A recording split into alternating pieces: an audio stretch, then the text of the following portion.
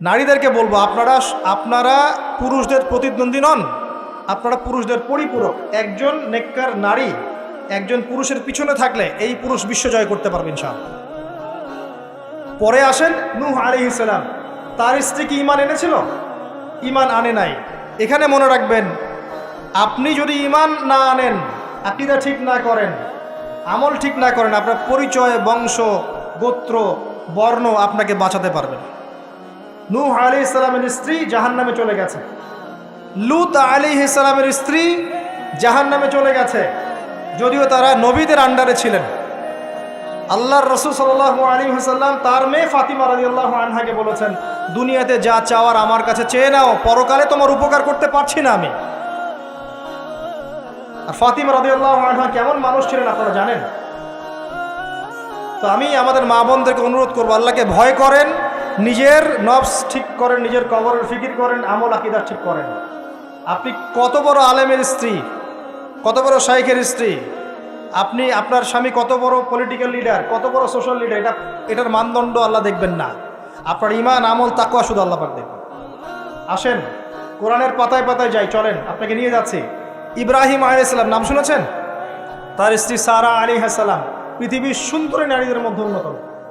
দুজন সুন্দরী নারীর কথা এসেছে, একজন হাওয়া আলাইহিস সালাম, একজন সারা আলাইহিস সালাম। আমাদের এইসব সুন্দরী নারীদের চেয়ে হাজার গুণ সুন্দরী ছিল, অত্যন্ত সুন্দরী। খেয়াল করে দেখবেন, এই যে ইব্রাহিম আলাইহিস সালামের বংশধর যারা, তাদের চেহারা এবং সুরত কিন্তু অত্যন্ত সুন্দর। আমাদের নবী মুহাম্মদ সাল্লাল্লাহু আলাইহি ওয়াসাল্লাম প্রচণ্ড সুন্দর ছিলেন না? তার আদি পিতাকে ইসমাইল আলাইহিস সালাম না? ইসমাইল আলাইহিস সালাম ইব্রাহিম আলাইহিস সালামের সন্তান নয়? ওই দেখেন ব্লাড চলে আসছে। ইউসুফ আলাইহিস সালাম তার বাবাকে, ইয়াকুব আলাইহিস সালাম তার বাবা, ইসহাক আলাইহিস সালাম তার বাবা, ইব্রাহিম আলাইহিস সালাম, ওই যে একই লেগেসি দেখেন। তারা প্রচণ্ড সুন্দর ছিলেন। এমনকি নবী সাল্লাল্লাহু আলাইহি ওয়াসাল্লাম মেরাজের রাতে গিয়ে যখন ইব্রাহিম আলাইহিস সালামের সাথে সাক্ষাৎ করেছেন, তিনি পরে বলেছেন যে আমার শাকল, সুরত আর ইব্রাহিম আলাইহিস সালামের চেহারার মধ্যে অনেক মিল আছে, সাদৃশ্য আছে, একই রকম। আমরা কিন্তু দরুদের মধ্যেও মুহাম্মদ সাল্লাল্লাহু আলাইহি ওয়াসাল্লামের নামের পাশে ইব্রাহিম আলাইহিস সালামের নাম বলছি। তাদের উভয়ের জীবনে প্রচণ্ড মিল ছিল, একই রকম ছিল। পয়েন্টে আসেন, সারা আলাইহিস সালাম অত্যন্ত সুন্দরী ছিলেন। তিনি একাই তার স্বামীর সাথে বের হয়ে চলে গেলেন কোথায়? ওই যে প্যালেস্টাইন, যেটা এখন দখল করে রেখেছে এই জিউসরা। তার সাথে কেউ নাই, ইব্রাহিম আলাইহিস সালামের সাথে পরিবার নাই, সমাজ নাই, কেউ নাই, তার স্ত্রী আছে। একজন নেককার স্ত্রী সাথে থাকলে স্বামী বিশ্ব জয় করতে পারে। এই জায়গায় আমি ছেলে মেয়ে সবার জন্য হেদায়েতের কথা বলছি। মেয়েরা আমাকে অনেক অভিযোগ দিয়েছে, মেয়ে নিয়ে কোনো কথা বলিনি ওয়াজের মধ্যে। আমি এখন কিছু কথা বলে শেষ করছি ইনশাআল্লাহ। সারা আলাইহিস সালাম যখন যাচ্ছেন, একজন লম্পট রাজা, মনে আছে, লম্পট একজন বাদশা তাকে ভোগ করতে চেয়েছিল, তুলে নিয়ে কিডন্যাপ করেছে। এ সময় ইব্রাহিম আলাইহিস সালাম মাজুর ব্যক্তি, নামাজে দাঁড়িয়ে গেছেন, আল্লাহর কাছে সাহায্য চাচ্ছেন। এটাই নবীর সুন্নাহ। কোনো সমস্যায় পড়লে নামাজে দাঁড়িয়ে যেতেন। আর আমরা এখন সমস্যায় পড়লে হাউমাউ শুরু করি, তাই না? আর এদিকে সারা আলাইহিস সালাম আল্লাহর কাছে দোয়া করছেন, আল্লাহ তুমি যদি জেনে থাকো আমি আমার সতীত্ব আমার স্বামী ছাড়া অন্য কাউকে দেই নাই, তাহলে আজকে এই জালেমের হাত থেকে আমাকে রক্ষা করো। হাত বাড়াতে না বাড়াতেই তার হাত অবশ্যই পড়ে গেছে। তিনবার চেষ্টা করেছে, তিনবার বেহুশ হয়ে পড়ে গেছে। এই সারা আলাইহিস সালামের মতো সতীত্ব রক্ষাকারী জেনারেশন কি এখন আছে? এখন তো নিজের সতীত্ব বিলিয়ে দিতে পারলে বাঁচে। এমনকি কেউ যদি নাও নেয় সতীত্ব, দেখা যায় যে নগ্ন ছবি তুলে ইমো, ফেসবুক, হোয়াটসঅ্যাপে আপলোড দিয়ে শেষ করে ফেলছে, তাই করছে না? ভিডিও কলে প্রেম হচ্ছে, আপনার এই যে গার্লফ্রেন্ড বয়ফ্রেন্ডের সাথে কফি খাচ্ছে, বিছানায় যাচ্ছে, ডেটিং করছে। বিয়ের আগে সব শেষ, বিয়ের পরে যখন এরা কোনো ঘরে যাবে, ওই ঘরে কি সুখ আসবে, শান্তি আসবে? মা বোনদেরকে বলবো, আর আমাদেরকে খেয়াল রাখতে হবে, আমরা যেন আমাদের ঘরে সারা আলাইহিস সালামের মতো মেয়ে স্ত্রী তৈরি করতে পারি। আল্লাহ পাক তৌফিক দান। দেখেন সতীত্বের পাওয়ার, আল্লাহ পাক হাত অবশ করে ফেললেন। এবার ওই বাচ্চা হাদিয়া দিচ্ছে হাজারা আলাইহিস সালামকে, ঠিক আছে? হাজারা আলাইহিস সালামকে ইব্রাহিম আলাইহিস সালাম বিয়ে করলেন, কি জন্য করলেন? সন্তানের জন্য। বাই দ্য ওয়ে, এখন আবার একাধিক বিয়ে যদি কেউ করে ফেলে তাকে সমাজে এবার বাঁকা চোখে দেখা হয়, তার মনে চরিত্র সমস্যা আছে।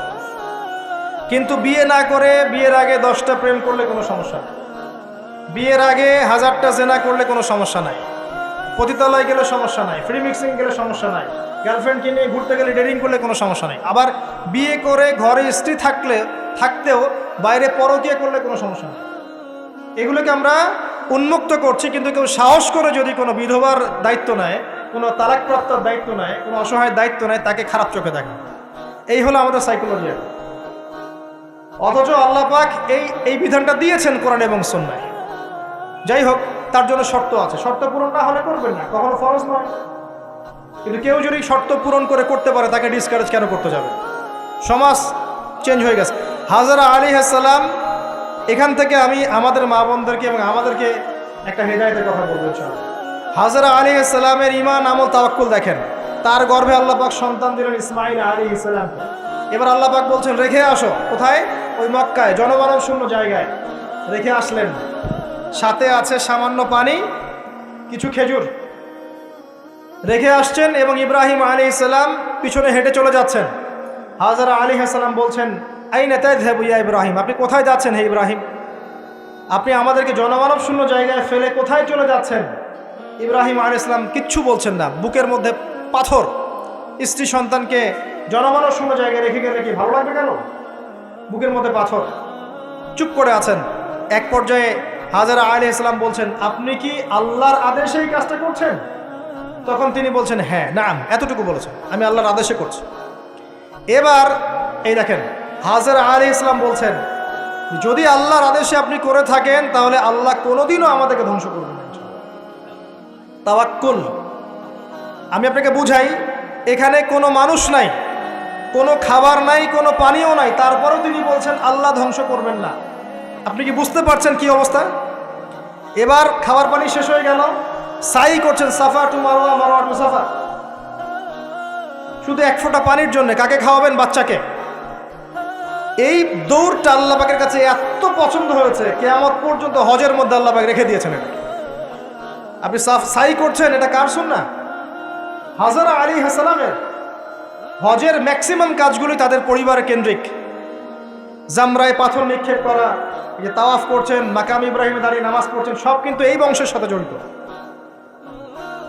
এই ইসমাঈল আলাইহিস সালাম এই হাজরা আলাইহিস সালামের গর্ভ থেকে এসেছেন। যেমন মা তেমন সন্তান। ইসমাঈল আলাইহিস সালামকে তার বাবা মানুষ করেননি, তাকে মানুষ করেছেন তার মা। বাবা কিন্তু অনেক দূরে প্যালেস্টাইনে, মাঝে মাঝে আসেন, মাঝে মাঝে যান। কথা বুঝতে পারছেন? এরকম মায়ের গর্ভ থেকেই এমন সন্তান পাওয়া সম্ভব, যেই সন্তানকে তার বাবা বলছেন যে ইয়া বুনাই ইন্নী আরা ফিল মানামি আন্নী আযবাহুক, হে আমার সন্তান, আমি স্বপ্নে দেখেছি আমি তোমাকে জবাই করছি। ফানজুর মায়াদা তারা, তোমার রায় কি আমাকে বলো। এই বাচ্চা তখন বলছে, বাচ্চার বয়স 10, 12, 15, 16 এতটুকু হবে। সে বলছে ইয়া আবাতি, হে আমার বাবা, ইফআল মা তু'মার, আপনাকে যা আদেশ করা হয়েছে তাই করেন। সাতাজিদুনি ইনশাআল্লাহু মিনাস সাবিরিন, ইনশাআল্লাহ আপনি আমাকে ধৈর্যশীল পাবেন। যেমন মা তেমন সন্তান। মা বলেছে আল্লাহ আমাকে দেখবে, ওই দেখেন সন্তান, জবাই করে দেন, আল্লাহ আমাকে ধৈর্যশীল পাবেন ইনশাআল্লাহ। এরকম স্ত্রী ঘরে ঘরে না থাকলে আমরা কি ইসমাইলের মতো সন্তান পাবো? যে স্ত্রীগুলোকে আপনি বিয়ে করছেন তারা কি আসলে এমন? বিয়ের সময় দেখেছেন আপনি শ্বশুরের সম্পত্তি, মেয়ের সৌন্দর্য, বা পালিয়ে করেছেন, অ্যাফেয়ার করে করেছেন, এখন বিয়ের পরে হাওমাও করছেন। বিয়ের আগে তো দিনদারিতা দেখেন নাই। আল্লাহ নবী কখনো বলেননি 4টা গুণ দেখে বিয়ে করো, হাদিসের শব্দ এমন নয়। ওলামায়ে কেরামকে জিজ্ঞাসা করেন 4টা গুণ দেখে বিয়ে করো নয় শব্দটা, 4টা গুণ দেখে সাধারণত বিয়ে করা হয়।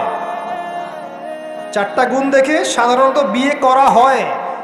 সম্পদ, সৌন্দর্য, বংশ, দিনদারিতা। তোমরা দিনদারিতাকে প্রাধান্য দাও, না হলে তোমাদের হাত ধুলোয় ধূসরিত হবে। এখন দেখা যায় দিনী ভাইরা দিনদার ক্যাটরিনা কাইফ খুঁজতেছে। দিনদার মেয়ে চাই কিন্তু সুন্দরী লাগবে। কেন? একটু অসুন্দর হলে আপনার চলবে না? আপনার স্ত্রীর কাছে যা আছে অন্য মেয়ের কাছে তাই আছে, এর বাইরে কিছু নাই। আর 2 দিন পরে, 1 বছর, 2 বছর, 3 বছর পরে, 5 বছর পরে গিয়ে দেখবেন সব সমান হয়ে গেছে। এই দেহের সৌন্দর্য থাকবে না। মনে তাকওয়া থাকলে, আল্লাহওয়ালা স্ত্রী হলে আপনি আপনি দুনিয়াতে জান্নাতে থাকবেন ইনশাআল্লাহ। দুনিয়াতে আপনি জান্নাতে থাকবেন ইনশাআল্লাহ। আর যদি ঘরে একটা বদকার স্ত্রী থাকে তাহলে আপনার দুনিয়ায় জাহান্নাম, দুনিয়া জাহান্নাম। অতএব বিয়ের আগে, বিয়ের সময় খুব কেয়ারফুল থাকবেন। আপনি দিনদার মেয়েকে প্রাধান্য দেন, এবং মেয়েদেরকেও বলবো দিনদার ছেলে ছাড়া বিয়ে করবেন। অনেক বড় চাকরি করে, অনেক বড় ব্যবসা করে, এটা সেটা, নামাজ পড়ে না, এগুলো দেখছেন না, সুদের চাকরি করে, ঘুষ খায়, আপনি রাজি হয়ে যাচ্ছেন, এরপরে গিয়ে পস্তাচ্ছেন যে হুজুর আমার সংসারে অশান্তি, এটা সেটা।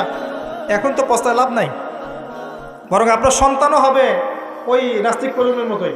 নাউজুবিল্লাহ। আমরা দুনিয়ার স্বার্থ খুব ভালো চিনি, দুনিয়ার স্বার্থকে ত্যাগ করে দিনকে অগ্রাধিকার দেন, আল্লাহ পাক কবুল করবে ইনশাআল্লাহ। এই হলো ইসমাইল আলাইহিস সালামের মা। তিনি যেমন সন্তান তেমন এখানে আমাদের জন্য আদর্শ আছে। এখনও যদি আমরা দিনের বিজয় চাই, প্রত্যেক পরিবারের কর্তাকেও হতে হবে ইব্রাহিমের মতো আলাইহিস সালাম, প্রত্যেক পরিবারের সন্তানদেরকে হতে হবে ইসমাইলের মতো আলাইহিস সালাম, প্রত্যেক পরিবারের মা বোনদেরকে হতে হবে হাজরা সারার মতো, তবে আদর্শ পরিবার হবে ইনশাআল্লাহ। আল্লাহ পাক আমাদের সবার পরিবার এমন করে দিন, আল্লাহুম্মা আমিন। এবং এটা অসম্ভব কিছু না, এটা সম্ভব। এটা করতে গেলে আপনাকে সরকার প্রশাসন বাধা দিবে না, আপনাকে পিটাবে না, কিচ্ছু করবে না, এটা আপনার উপরে, এটা আপনি করতে পারেন। এই ইসলাম সংশোধন আপনি করতে পারেন, চেষ্টা করেন, আল্লাহ পাক তৌফিক এনায়েত করুন। আর কয়েকটা আমি নসিহত করে শেষ করছি মেয়েদের জন্য। সেটা হচ্ছে, এর পরে চলে আসেন মারিয়াম আলাইহিস সালাম। তার সতীত্ব এত পবিত্র ছিল, আল্লাহ পাক তাকে মিরাকেল বানিয়েছেন, তার গর্ভে ঈসা ইবনে মারিয়ামকে জন্ম দিয়েছেন। খেয়াল করে দেখেন, ফেরাউন, মনে আছে ফেরাউন? তার ঘরে একজন ইমানদার মহিলা ছিল না? নবী সাল্লাল্লাহু আলাইহি ওয়াসাল্লাম মেরাজে গিয়েছেন, সেখানে দেখেছেন বেশিরভাগ অধিবাসী জাহান্নামে নারী। এর মধ্যেও তিনি একটা সুগন্ধ পাচ্ছেন জান্নাতের। তিনি জিজ্ঞাসা করলেন, এই সুগন্ধ কোত্থেকে আসছে? তখন জিবরাইল আলাইহিস সালাম তাকে জানিয়ে দিলেন, এটা ফেরাউনের সেই যে দাসী যাকে ফেরাউন হত্যা করেছিল ঈমানের কারণে, ওর ঘর থেকে, জান্নাতের সেই ঘর থেকে সুগন্ধ আসছে। ফেরাউনের ঘরেও মুমিনা নারী থাকতে পারে, তাহলে আমাদের ঘরে থাকতে পারে না? থাকতে পারে। ফেরাউনের ঘটনা মনে পড়লো যে মূসা আলাইহিস সালাম, তার মা সন্তানকে ভাসিয়ে দিয়েছিলেন না সিন্ধুকে, মনে আছে? আল্লাহ পাক ওই সন্তানকে তার কোলে আবার ফিরিয়ে দিয়েছেন, মনে আছে? এখানে একটা শিক্ষা আছে। প্রিয় মা বোনরা, আপনারা যদি আপনাদের সন্তানকে আল্লাহর পথে দেন, আল্লাহ পাক আপনার চক্ষু শীতল করে দিবেন ইনশাআল্লাহ। ওই সন্তানকে ঘুরিয়ে এমন একটা অবস্থান দিয়ে আপনার কাছে নিয়ে আসবেন, আপনি ওকে দেখে পরিতৃপ্ত হয়ে যাবেন। এখানে নসিহত আছে। তিনি ভাসাতে পারছিলেন না, মন কাঁদছিল, আল্লাহ পাক মনটাকে কিন্তু নরম করেছেন, শক্ত করেছেন, মনটা শক্ত করেছেন। তারপরে আল্লাহ পাক ওখানে একটা ইলহাম করেছেন, তিনি ভাসিয়ে দিয়েছেন। তারপরে আল্লাহ পাক ওই সন্তানকে আবার তার কোলে ফিরিয়ে দিয়েছেন দুধ পান করানোর জন্য। ঘটনাটা পড়ে দেখেন। আপনি যদি আপনার সন্তানকে আল্লাহর পথে দেন, আপনার সন্তানকে যোগ্য করে আল্লাহ আপনার সামনে নিয়ে এসে দাঁড় করিয়ে দেবেন ইনশাআল্লাহ। আপনি দেখে চোখ শীতল করে ফেলবেন, আল্লাহর উপর ভরসা রাখেন। মূসা আলাইহিস সালামের কথা একটা ঘটনা মনে পড়লো। তিনি যখন ওই যে ঘুষি দিয়ে একজন মরে গেছে, তিনি চলে গেলেন ওই কওমে শুআইব মাদিয়ানে, সেখানে গিয়ে বসে আছেন এবং দেখছেন দুইজন মেয়ে পানি আনার জন্য এসেছে, তাই না? পানি আনতে পারছে না, তিনি গিয়ে হেল্প করলেন। এই মেয়ে দুটো গিয়ে শুআইব আলাইহিস সালামকে বললেন যে হুয়া রাজুলুন কাওয়িউন আমিন, একজন ব্যক্তিকে দেখেছি সে খুব কাওয়ি, শক্তিশালী এবং আমিন, বিশ্বস্ত। শুআইব আলাইহিস সালাম পাঠালেন তাকে ডেকে নিয়ে আসো। এবার এই যে মেয়েটা হেঁটে হেঁটে আসছে, এদিকে মূসা আলাইহিস সালাম গাছের আড়ালে বসে দোয়া করছেন, রব্বি ইন্নী লিমা আনজালতা ইলাইয়া মিন খায়রিন ফাকির। এই মেয়ে হেঁটে হেঁটে এসে মূসা আলাইহিস সালামকে বলছেন, আমার বাবা আপনাকে ডাকছেন। এই মেয়েটার হেঁটে হেঁটে আসাটাকে আল্লাহ পাক সূরার মধ্যে বলেছে যে এই মেয়েটা লাজুক পায়ে হেঁটে হেঁটে এসেছে। কিভাবে? লাজুক ভঙ্গিতে সে হেঁটে হেঁটে এসে বলেছে, আমার বাবা আপনাকে ডাকছেন। কথা বুঝতে পারছেন? এই লজ্জাশীলতা এখনকার মেয়েদের মধ্যে আপনি আমাকে দেখান। এই লাজুক ভঙ্গিতে হেঁটে আসা মেয়েদের যে হাঁটাটাও পর্দা, মেয়েদেরকে কে বুঝাবে হাঁটার মধ্যেও পর্দা আছে? কে বুঝাবে যে গলার ভয়েসে পর্দা আছে, চোখের চাহনিতে পর্দা আছে? একটা মেয়ে সব কিছু ঢেকেছে, মনে করেন চোখটা ঢাকে নাই, এই চোখ দুটো দেখেই একটা ছেলে তার প্রেমে পড়তে পারে। একটা ছেলে হিসেবে বলছি, এটা সম্ভব। একটা হাতের কবজি দেখে আপনি একটা মেয়ের প্রেমে পড়তে পারেন, ভালো লাগতে পারে, সম্ভব। মেয়েদেরকে আল্লাহ পাক এত সুন্দর করে সৃষ্টি করেছে। আল্লাহ পাকের সবচেয়ে শ্রেষ্ঠ সৃষ্টি হচ্ছে মেয়েরা। মানুষ তো অবশ্যই, তারপরে মেয়ে মানুষ। এই নারী আপনার হয় জান্নাতের মাধ্যম হবে, অথবা আপনার জীবনের সবচেয়ে বড় ফিতনা হবে। কারণ নবী সাল্লাল্লাহু আলাইহি ওয়াসাল্লাম বলেছেন, আমি পুরুষদের জন্য মহিলাদের চেয়ে বড় কোনো ফিতনা রেখে যাচ্ছি না। প্রচন্ড বড় ফিতনা হতে পারে, সাবধান। তো এখানে দেখেন মেয়ের হাঁটার বর্ণনা আল্লাহ পাক দিয়েছেন। এখনকার জেনারেশনে মেয়েদেরকে আপনি হাঁটা শেখান, রাস্তাঘাটে শপিং মলসে সব জায়গায় দেখবেন গেঞ্জি আর জিন্স আর টি শার্ট পরে, ফর্মাল পোশাক পরে, স্যুট বুট পরে ঘুরছে। মাঝে মাঝে পোশাকের এখানে ওখানে ফাড়া ছেঁড়া, এটাই নাকি স্টাইল। এমন পোশাক পরছে যেটা পরেও দেহের অঙ্গ প্রত্যঙ্গ বোঝা যাচ্ছে, এমন পোশাক পরছে যেটা বাহির থেকে ভিতরের অঙ্গ দেখা যাচ্ছে। অমুসলিমদের পোশাক পরছে, ছেলেদের পোশাক পরছে, এগুলো সবই আখিরুজ্জামানের সাইন। আখিরুজ্জামানে এরকম মেয়েদের সংখ্যা বাড়বে। নিসাউন কাসিয়াতুন আরিয়া, এরা কাপড় পরেও নগ্ন থাকবে। মুইলাতুন মামিলাত, এরা মানুষকে আকৃষ্ট করবে, নিজেরও আকৃষ্ট হবে। এরা জান্নাতের গন্ধও পাবে না, যদিও জান্নাতের গন্ধ যোজন যোজন দূর থেকে পাবে। আখিরুজ্জামানের সাইন আপনি দেখবেন, মেয়েরা ছেলেদের পোশাক পরে ঘুরছে। এখন এই শুআয়ব আলাইহিস সালামের মেয়ের মতো এদেরকে কে লজ্জা শেখাবে? নাই লজ্জা শরমের বালাই। স্যার ক্লাস নিচ্ছে, সে গোল হয়ে বসে আছে, কোচিং করছে। টিচার গায়রে মাহরাম, সে ক্লাস নিচ্ছে, পড়াচ্ছে, গোল টেবিল করে বসে আছে মেয়েরা। দেখবেন কারো গায়ে হিজাব নাই, সালোয়ার কামিজ পরে ক্লাস করছে এবং দেহের অঙ্গ প্রত্যঙ্গ বোঝা যাচ্ছে। এবং কোনো কোনো সময় দেখবেন টিচারও সুযোগ নিচ্ছে, গায়ে হাত দিচ্ছে, বলছে ও তো আমার মেয়ের মতো। হ্যাঁ, আমরা তো ইউনিভার্সিটিতে পড়েছি। এরপরে খেয়াল করে দেখবেন টিচারের সাথে ছাত্রীর প্রেম হয়ে গেছে। কত মেয়ে যে রেপের শিকার হচ্ছে, মুখ ফুটে বলে না। যে কয়টা খবর আসে পেপার পত্রিকা, এগুলো খুব নগণ্য খবর, বাস্তবতা আরো অনেক কঠিন, পরিসংখ্যান অনেক বেশি, অনেক বেশি। মেয়েরা তো আর মুখ ফুটে বলবে না আমার সাথে এরকম অন্যায় করা হয়েছে। কিছু কিছু মেয়ে যখন বলে তখন আপনি খবর পান। অনেক মেয়ে প্রাইমারি স্কুল থেকেও, তারা প্রাইমারি লেভেল থেকে একদম বয়স যখন 10-15 এখান থেকে শুরু করে কলেজ পর্যন্ত ধর্ষণের শিকার হয়েছে, রেপের শিকার হয়েছে, গার্লফ্রেন্ড বয়ফ্রেন্ডের দ্বারা বা টিচারের দ্বারা, কোনো কোনো ক্ষেত্রে চলতে ফিরতে গুন্ডা মাস্তানের দ্বারা। এটা হচ্ছে ফ্রি মিক্সিং গ্রাউন্ড। ছেলে আর মেয়েকে আপনি একসাথে জড়িয়ে দিয়েছেন, এগুলো চলবেই। এখন অনেক সময় এমনও হয়েছে, মেয়ে পড়াচ্ছেন, চারপাশে গোল হয়ে বসে আছে ছেলেরা। আর কখন আমরা এমনও দেখেছি যে কলেজে মাঠের মধ্যে বসে আছে ছেলে মেয়ে একসাথে গোল হয়ে, গ্রুপ স্টাডি। মিথ্যা কথা বলছে? Group study. কলেজে আন্দোলনের সময় দেখেছি, কোনো দাবি নিয়ে আন্দোলন হচ্ছে, দেখবেন যে এই যে ছেলে শুয়ে আছে মেয়ের কোলে মাথা দিয়ে, মনে হচ্ছে সে আমাদের স্ত্রী মনে হয়। এগুলো কি? এগুলো চলছে। এখন এখানে আপনি কিভাবে আপনার বাসায় পর্দা ধরে রাখবেন? কিভাবে সম্ভব? বেশি বেশি মেয়েদের যুগোপযোগী মাদ্রাসার প্রয়োজন, বেশি বেশি মেয়েদের ইসলাহি আলোচনার দরকার, মেয়েদের মধ্যে দাওয়াতি কাজের দরকার। এবং মেয়েদেরকে অনেক সময় দাওয়াতি কাজের অভাবে ভুল দাওয়াত দিয়ে বাড়ির থেকে বের করে দিচ্ছে, মাহরাম ছাড়া সফর দিচ্ছে। খেয়াল করে দেখেন, এমন অনেকও জামাত বের হচ্ছে মাহরাম ছাড়া জেলায় জেলায় সফর, দলিল দিচ্ছে, এটাও নাকি জিহাদ। নাউযুবিল্লাহ। কিভাবে হচ্ছে? কারণ আমরা যেহেতু ওদের দাওয়াতটা কমিয়ে দিচ্ছি, মেয়েরা মেয়েদের মধ্যে দাওয়াতি কাজ করছে না, দাওয়াত সংকীর্ণ, বেদাতিরা এবং ভ্রষ্ট যারা পথভ্রষ্ট, এরা ওদেরকে ঘর থেকে বের করে দিচ্ছে, ইসলামের নামেও বোরখা পরিয়েও বের করে দিচ্ছে। খুব অবস্থা খারাপ। আপনি খেয়াল করেন, দেখবেন এগুলো ধরতে পারবেন। তো এই বিষয়গুলো খেয়াল রাখেন। কোরআনের পাতায় পাতায় হেদায়েত আছে। আমি বললে অনেক লম্বা হয়ে যাবে, শেষ করছি এদিকে এসে। সর্বশেষ নবী আসেন মুহাম্মদ সাল্লাল্লাহু আলাইহি ওয়াসাল্লাম। তার জীবনে এই যে 23 বছরের মিশন, এই মিশনে সবচেয়ে বড় ভূমিকা কে রেখেছেন বলেন তো? তার স্ত্রী খাদিজা রাদিয়াল্লাহু আনহা। মক্কার 13 বছর মানুষ তাকে যতটা না বিশ্বাস করেছে, খাদিজা রাদিয়াল্লাহু আনহা শুরু থেকে তার পাশে ছিলেন। শেষ বয়সে গিয়ে নবী সাল্লাল্লাহু আলাইহি ওয়াসাল্লাম তার কথা বেশি বেশি বলতেন।